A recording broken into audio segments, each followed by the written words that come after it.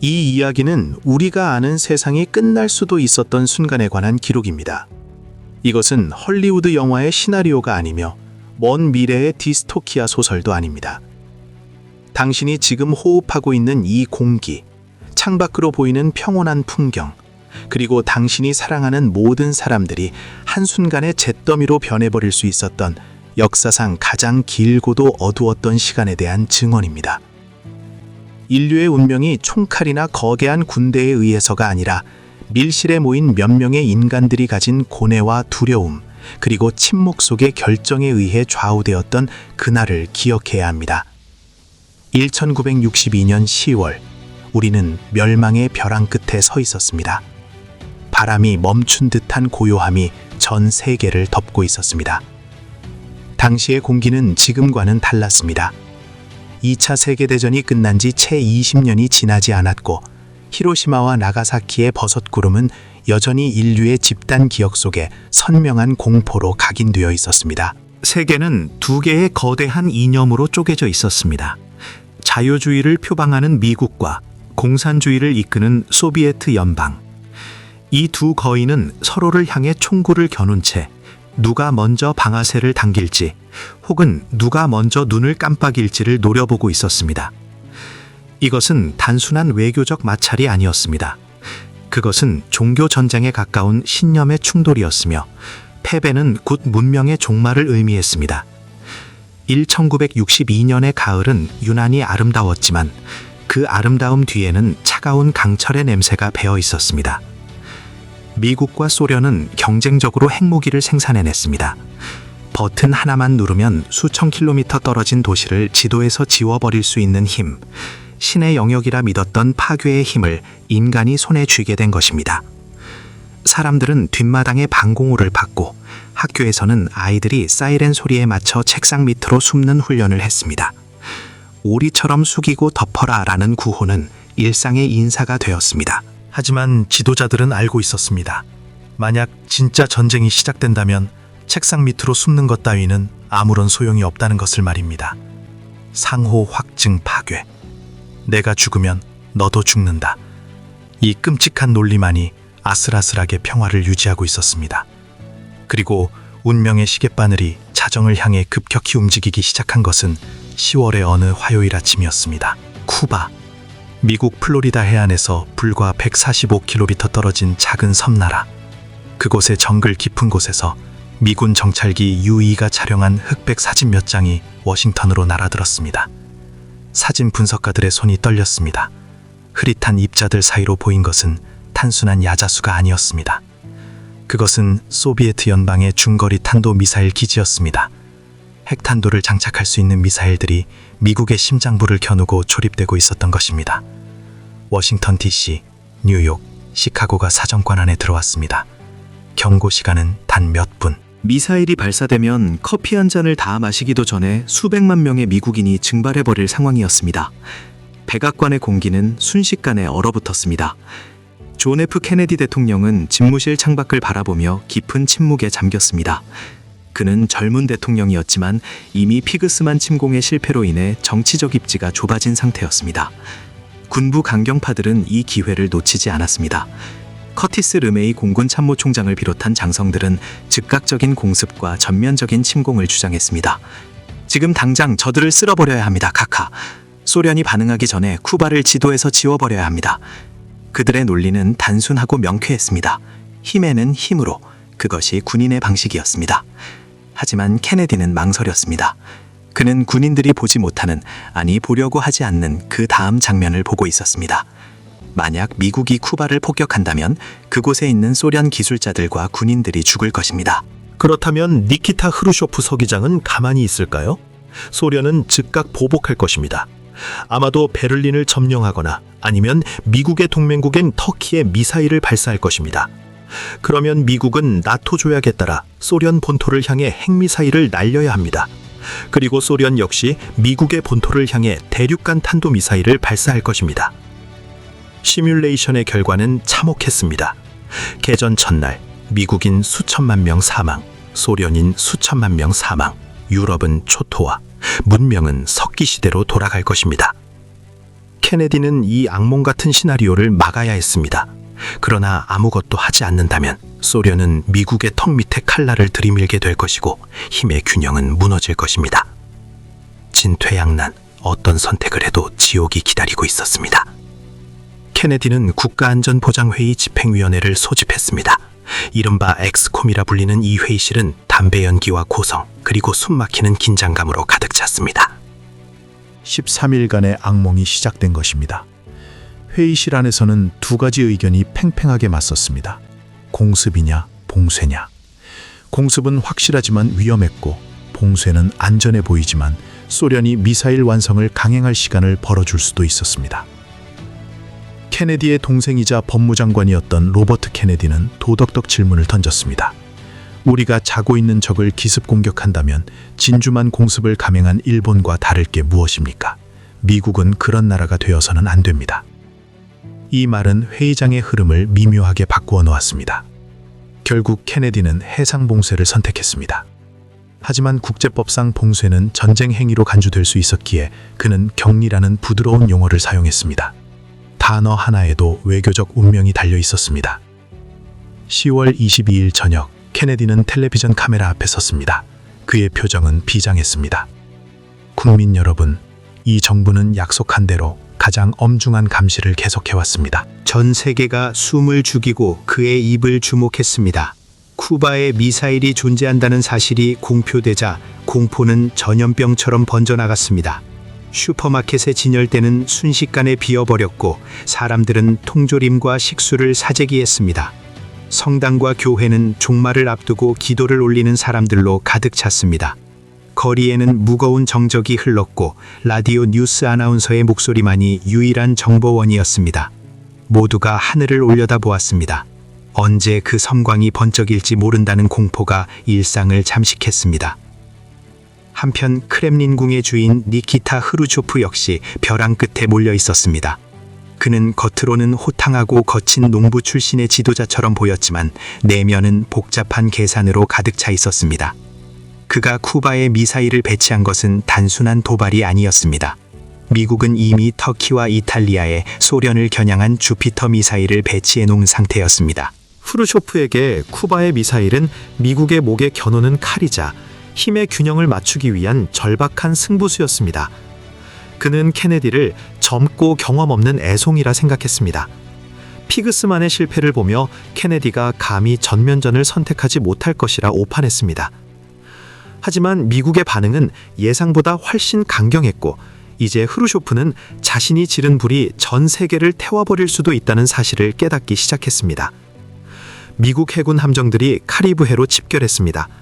거대한 항공모함과 구축함들이 쿠바로 향하는 모든 선박을 막아섰습니다. 이것은 말로 하는 외교가 끝났음을 의미했습니다. 소련의 화물선들이 봉쇄선을 향해 다가오고 있었습니다. 만약 소련 선박이 멈추지 않고 미 해군의 정지 명령을 무시한다면 미군은 발포할 것입니다. 그리고 그 총성은 제3차 세계대전의 시작을 알리는 신호탄이 될 것입니다.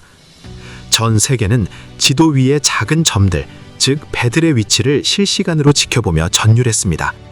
엑스콤 회의실에서 맥나마라 국방장관은 혼잣말처럼 중얼거렸습니다. 오늘 해가 지는 것을 볼 수 있지만 내일 해가 뜨는 것을 볼 수 있을지 모르겠군. 긴장은 날이 갈수록 고조되었습니다. 물밑에서의 보이지 않는 전쟁도 치열했습니다. 소련 잠수함 B-59호가 미 해군의 추적을 피해 심해로 자망했습니다. 잠수함 내부는 찜통 같았습니다. 에어컨은 고장났고 온도는 섭씨 50도를 넘어섰습니다. 선원들은 탈수 증세로 쓰러졌고 산소 농도는 위험 수치까지 떨어졌습니다. 밖에서는 미군 구축함들이 연습용 폭류를 투하하며 부상을 강요하고 있었습니다. 쾅, 쾅, 쾅. 선체를 때리는 복음은 잠수함 승조원들에게는 죽음의 노크 소리처럼 들렸습니다. 그들은 모스크바와의 통신이 끊긴 지 오래였습니다. 전쟁이 시작되었는지 아니면 아직 평화 상태인지 알 수 없었습니다. 함장 발렌틴 사비츠키는 신경이 곤두섰습니다. 전쟁이 시작된 게 틀림없어. 우리는 여기서 닭처럼 죽을 수는 없다. 놈들에게 본때를 보여주자. 그는 핵탄두가 장착된 어뢰 발사를 명령하려 했습니다. 그 어뢰 한 발이면 미군 함대는 전멸할 것이고 그것은 곧장 인류의 공멸로 이어질 것이었습니다. 운명의 날 10월 27일 토요일, 훗날 역사가들은 이날을 검은 토요일이라 불렀습니다. 긴장이 최고조에 달한 이날, 우발적인 사건들이 연이어 터졌습니다. 알래스카 상공에서 대기 샘플을 채취하던 U-2 정찰기 한 대가 항로를 이탈해 실수로 소련 영공을 침범했습니다. 소련의 미그 전투기들이 즉각 요격을 위해 출격했고 미 공군 전투기들은 핵무기를 장착한 채 동료를 구하기 위해 이륙 준비를 했습니다. 케네디는 소식을 듣고 경악했습니다. 이런 긴박한 상황에 누가 저런 바보 같은 짓을 했단 말인가? 아주 사소한 실수 하나가 화약고에 불을 붙일 뻔했습니다. 다행히 정찰기는 무사히 빠져나왔지만 소련 측은 이를 미국의 명백한 침공 준비 신호로 받아들였습니다. 그러나 진짜 비극은 쿠바 상공에서 일어났습니다.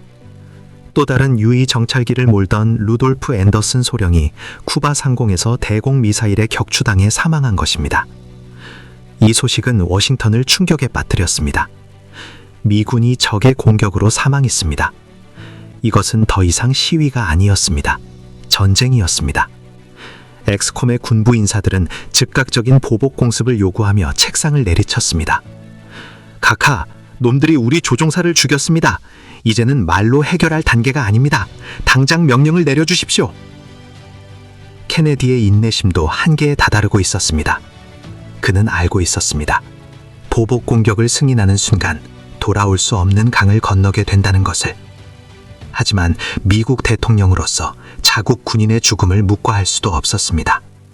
그는 고뇌했습니다. 그의 손에는 펜이 쥐어져 있었고 그 펜으로 서명만 하면 수천 대의 폭격기가 출격할 것입니다. 한편 모스크바의 흐르쇼프 역시 당황했습니다. 그는 현장 지휘관에게 미군기를 격추하라는 명령을 내린 적이 없었습니다.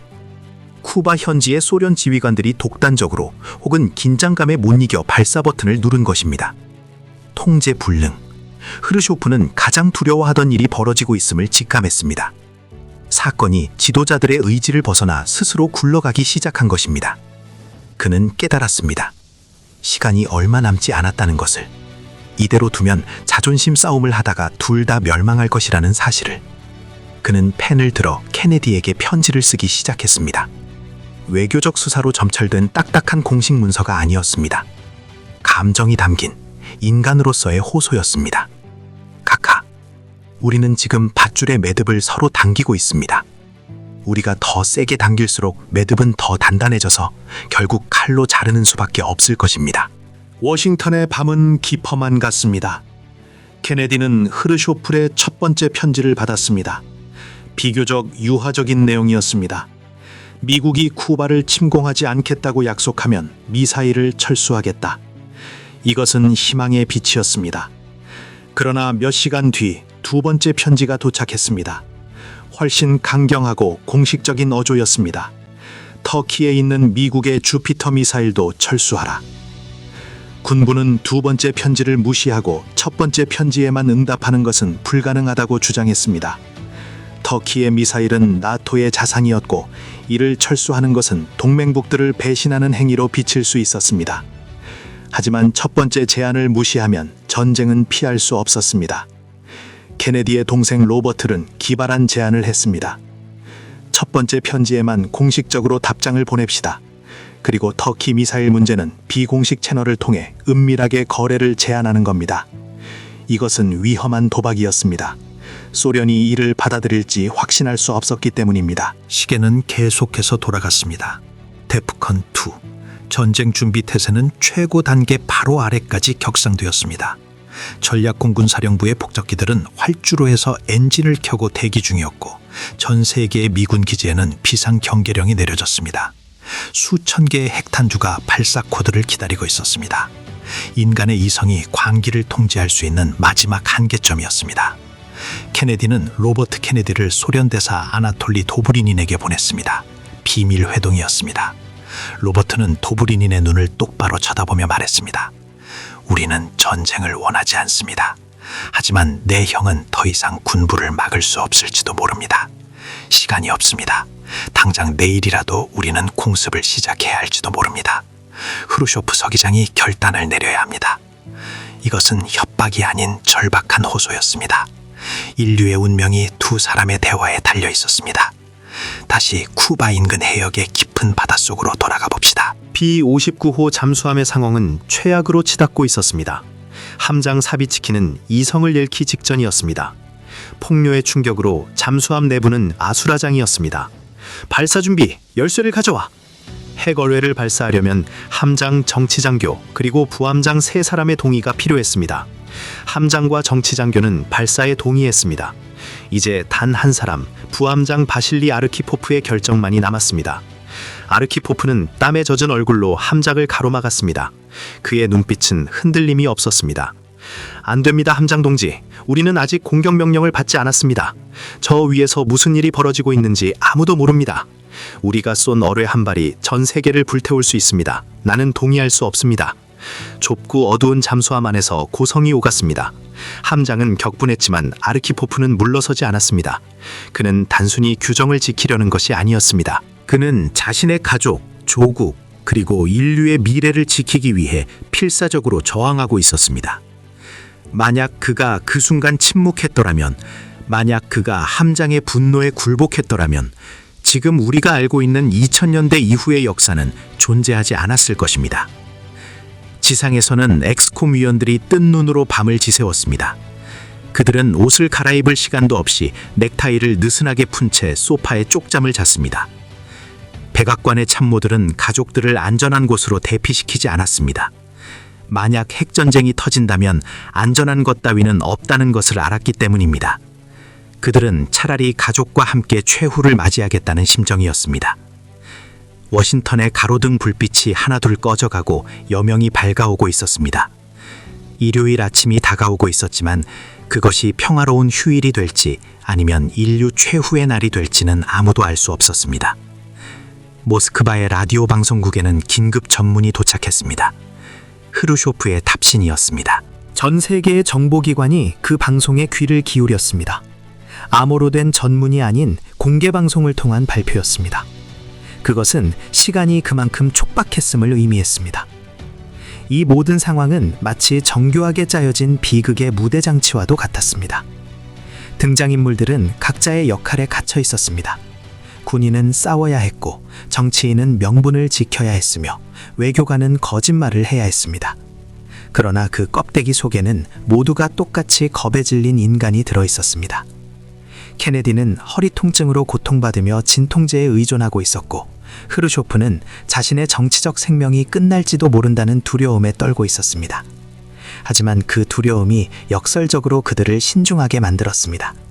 그들은 상상력을 발휘해야 했습니다. 나의 적이 느끼는 공포를 이해해야만 했습니다. 공감 능력이 결여된 냉전의 논리 속에서 역설적으로 가장 인간적인 감정인 공포가 평화의 열쇠가 되고 있었습니다. 우리는 지금 그 결정적인 순간, 아슬아슬한 줄타기의 정점을 목격하고 있습니다. 과연 이성은 광기를 이길 수 있을까요?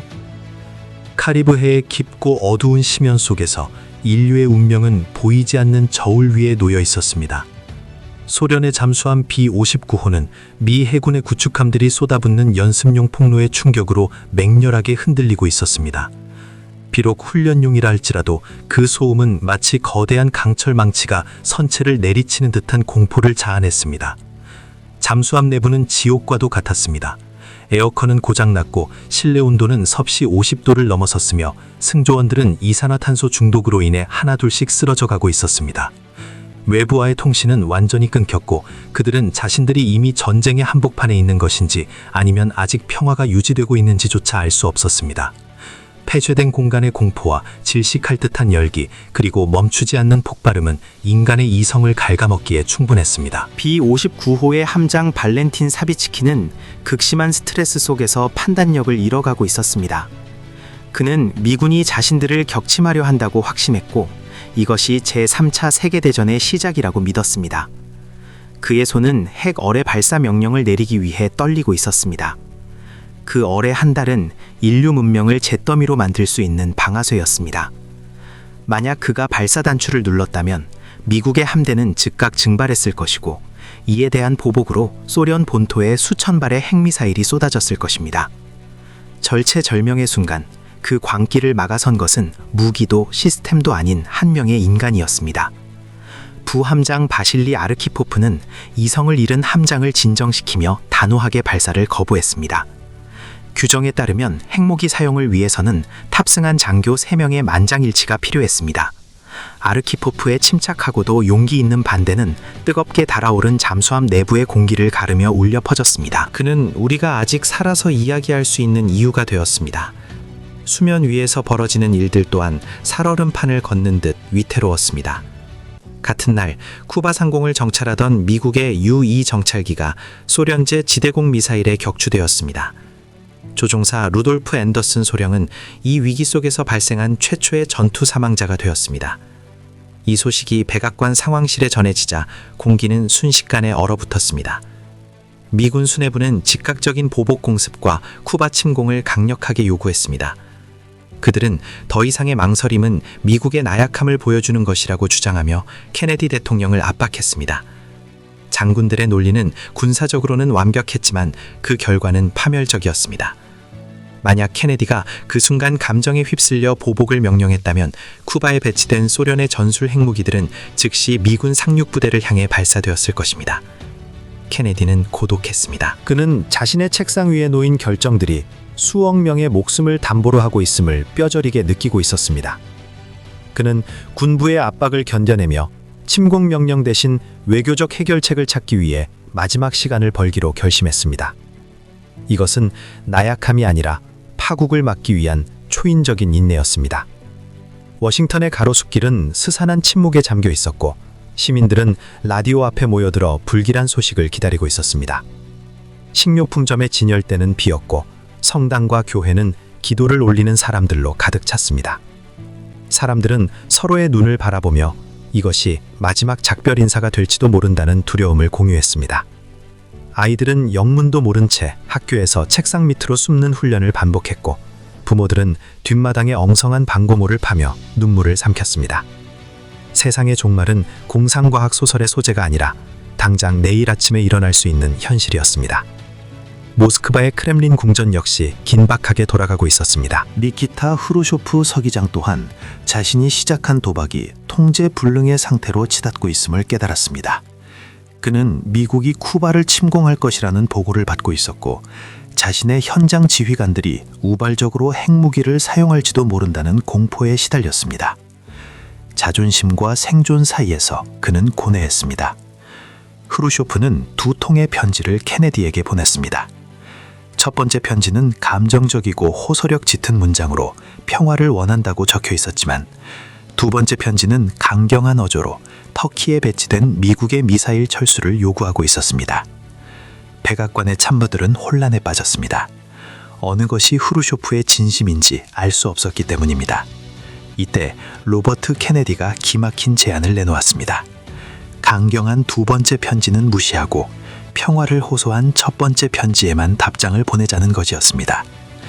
동시에 그는 워싱턴 주재 소련 대사 아나톨리 도브리닌을 비밀리에 만났습니다. 어두운 밤, 법무부 장관실에서 이루어진 이 은밀한 만남에서 인류의 생존을 위한 거래가 성사되었습니다. 미국은 쿠바를 침공하지 않겠다고 약속하고 터키에 있는 주피터 미사일을 철수하겠다는, 그러나 공개적으로는 발표하지 않는 이면 합의를 제안했습니다. 이것은 케네디와 흐르쇼프 두 지도자가 서로에게 체면을 세워주면서도 파국을 피할 수 있는 마지막 탈출구였습니다. 시간은 1962년 10월 28일 아침으로 흘러갔습니다. 모스크바 라디오 방송국에서 긴급 뉴스가 타전되었습니다. 흐르쇼프는 소련의 미사일을 포장하여 쿠바에서 철수하겠다고 발표했습니다. 그 목소리는 전파를 타고 전 세계로 퍼져나갔습니다. 대서양을 가로지르던 소련의 화물선들은 뱃머리를 돌려 본국으로 향하기 시작했습니다. 카리브 해를 에워싸고 있던 미 해군의 봉쇄선 너머로 수평선 멀리 사라지는 소련 배들의 모습이 보였습니다. 백악관 집무실에는 안도의 한숨이, 아니 깊은 정막이 흘렀습니다. 승리의 환호성 대신 모두가 자리에 주저앉아 그들이 방금 무엇을 겪었는지 되새겼습니다. 그것은 승리가 아니라 생존이었습니다. 세상은 멸망의 벼랑 끝에서 발길을 돌렸습니다. 사람들은 다시 거리로 나왔고 멈췄던 일상은 다시 돌아가기 시작했습니다. 그러나 그날 이후의 세상은 그 전과는 결코 같을 수 없었습니다. 인류는 자신들이 만든 무기가 자신들을 언제든지 지워버릴 수 있다는 사실을 뼛속 깊이 각인하게 되었습니다. 이 위기는 워싱턴과 모스크바 사이에 직통전화를 설치하게 만들었습니다. 오해와 지연이 가져올 수 있는 끔찍한 결과를 막기 위해 지도자들은 언제든 직접 대화할 수 있는 한 라인을 개설한 것입니다. 또한 제한적 핵실험 금지 조약과 같은 군축 논의가 시작되는 계기가 되었습니다. 하지만 이 모든 제도적 장치보다 더 중요한 것은 그 13일 동안 우리가 목격한 인간의 본성이었습니다. 케네디의 신중함, 흐르쇼프의 결단, 그리고 이름 모를 잠수함 부함장의 용기가 없었다면 지금 이 이야기를 듣고 있는 우리는 존재하지 않았을 것입니다. 역사는 종종 거대한 힘의 충돌로 묘사되지만 쿠바 미사일 위기는 결국 그 거대한 힘을 쥐고 있는 인간의 손가락 끝에서 결정되었습니다. 공포에 질려 떨리는 손가락이 아니라 멈출 줄 아는 이성의 힘이 우리를 구했습니다. 우리는 그날 태양이 다시 떠오르는 것을 당연하게 여길 수 없음을 배웠습니다. 오늘날 우리가 누리는 평화는 그날 그들이 벼랑 끝에서 내린 선택 덕분에 주어진 유예된 시간일지도 모릅니다. 핵무기의 그늘은 여전히 우리 머리 위에 드리워져 있습니다. 기술은 발전했고 무기는 더욱 정교해졌으며 파괴력은 그때와 비교할 수 없을 만큼 커졌습니다. 1962년의 가을이 우리에게 남긴 교훈은 명확합니다. 평화는 강대국들의 힘겨루기에서 오는 균형이 아니라 파멸을 앞두고 멈춰설 수 있는 인간의 겸허함에서 온다는 것입니다. 역사는 반복된다고 합니다. 하지만 어떤 역사는 절대로 반복되어서는 안 됩니다. 10월의 그 차가웠던 바다와 뜨거웠던 회의실을 기억하며 우리는 매 순간 깨달아야 합니다. 문명이라는 것이 얼마나 부서지기 쉬운 유리잔 같은 존재인지를 말입니다. 이제 이 긴박했던 기록을 덮으며 우리는 다시 한번 그날의 결정들의 경의를 표합니다. 그들은 적이었지만 인류라는 공통의 운명 앞에서는 동반자였습니다. 그들이 보여준 것은 완벽한 해결책이 아니었을지 모릅니다. 그러나 그들은 최악을 피하는 지혜를 발휘했습니다. 그것이 정치가 해야 할, 그리고 인간이 해야 할 가장 숭고한 임무였습니다. 우리는 그들이 남긴 유산 위에서 오늘을 살아가고 있습니다. 이 평화가 영원하지 않음을 기억하십시오. 그리고 언젠가 다시 닥쳐올지 모를 위기의 순간에 우리 또한 그들처럼 멈출 수 있는 용기를 가질 수 있기를 바랍니다. 세상은 침묵 속에서 구원받았습니다. 거창한 팡파르도 화려한 숭전보도 없었지만 그 고요한 아침의 햇살은 인류 역사상 가장 눈부신 것이었습니다. 인류는 무기가 아니라 멈출 줄 아는 용기로 구원받았습니다.